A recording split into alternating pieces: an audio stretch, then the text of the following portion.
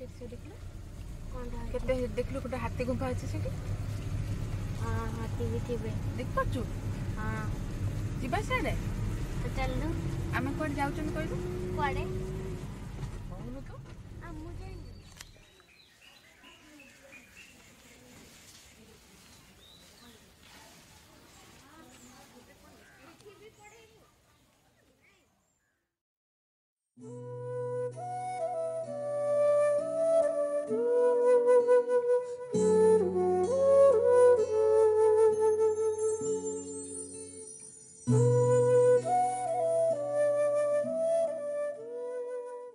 Good morning friends and welcome to Sarnath Stories of Odisha.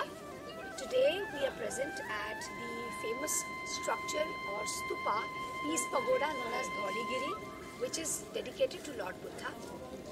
This stupa was built around 1970s by Kalinga Japanese Buddhist Sangha, and this site is also famous for the brutal Kalinga war that was fought some 2300 years ago. The structure of the stupa carries profound description of how the brutal Kalinga war was fought. So let's come and discover this behind Dhauligiri.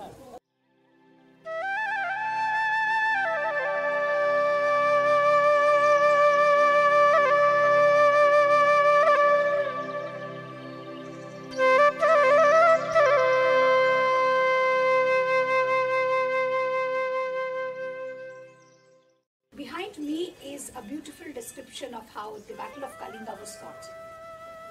2300 years ago, here is the place or the summit where the famous Emperor Ashoka dropped his sword and transformed himself from a brutal human being to a man with a lot of compassion and humanity. Imagine the Daya river getting red with human blood and flesh, and the sky reverberating with the wailing of women who had just lost the men of their lives and the children getting orphans. This particular sight transformed Ashoka, and he decided to conquer the world not by invading or wars, but by winning the hearts of people and expanding. Although Lord Buddha founded the religion of love known as Buddhism, but it was Ashoka who further traveled across the world and made Buddhism flourish in various parts of not just in India but also in Asia and Southeast Asia.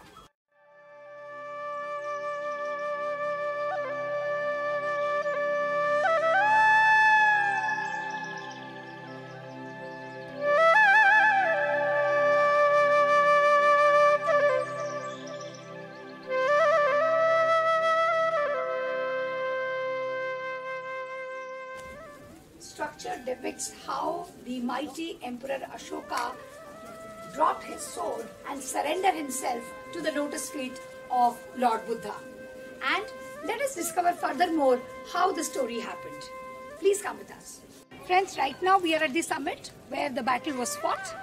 And imagine a war which was fought some 2300 years ago became a foundation stone of human rights and animal rights, and even the United Nations organization was formed on the basis of the preachings of love and compassion and going against war and invasions.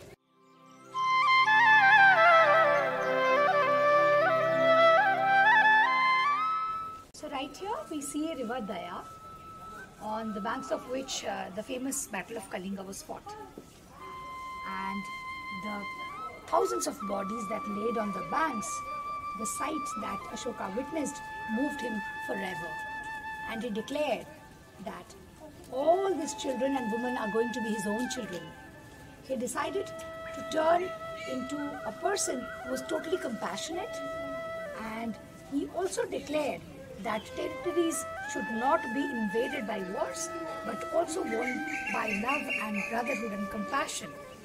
And he decided to give up eating meat and other, he changed his food habits. And he also declared that no animal sacrifice should be made in the name of food. And it was him who traveled across the world spreading the knowledge and wisdom of Lord Buddha and talking and spreading Buddhism in particular.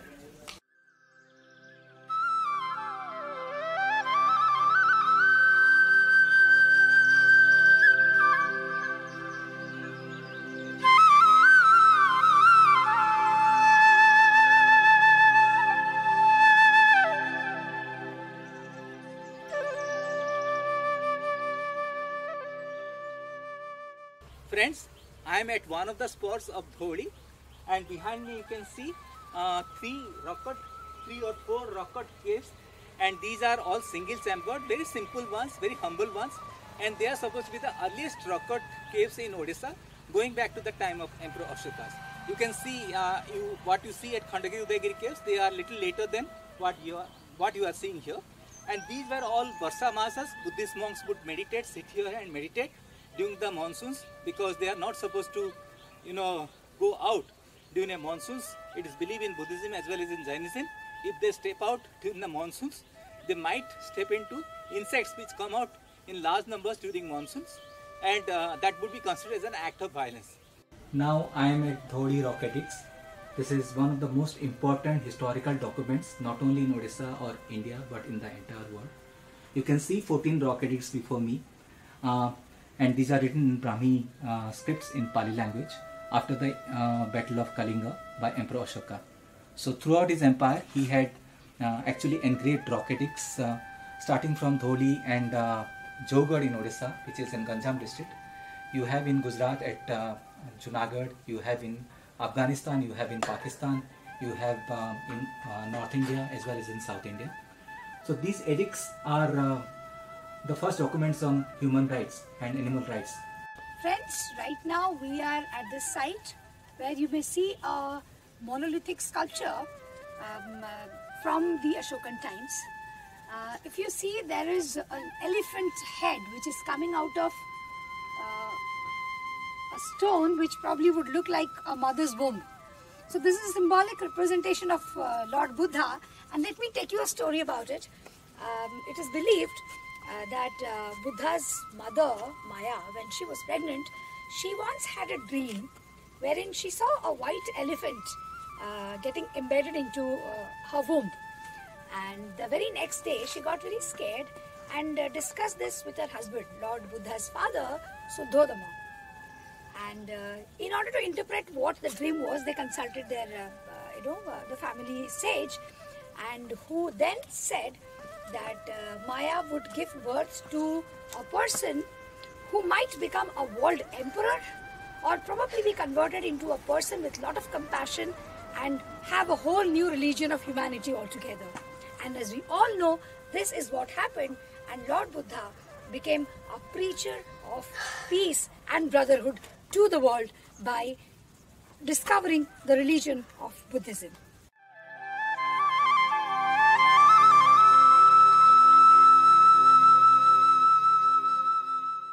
Friends, I am at the summit of the lower hill at Dholi, and now it is a flat surface, but more than about 200 years ago, when Dholi was first discovered, that was in 1836-37, so here there was a stupa existing, and there's an interesting story about Dholi's discovery.